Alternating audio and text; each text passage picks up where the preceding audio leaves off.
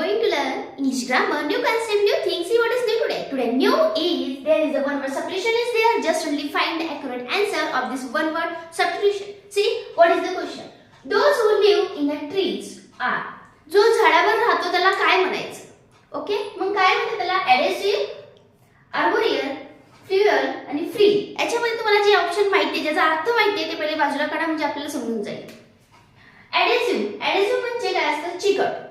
Okay, ॲडेसिव्ह काय म्हणतात? चिकट. मग शब्दांतर काय? आपल्याला चिकट तसं काही नाही, झाडावर राहणाऱ्याचं नाव. झाडावर राहणाऱ्याला काय म्हणतात म्हणून हे ऑप्शन केलं. Then last one free.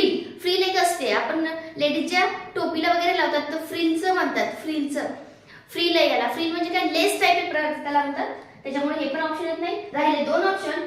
Arboreal, हो झाडावर राहणाऱ्याला आर्बोरियल्स म्हणतात. इंग्लिश मध्ये झाडावर जे राहतात म्हणजे प्राणी असो कोणी असो त्याला म्हणायचं आर्बोरियल. आणि मग याचा अर्थ माहितीये का?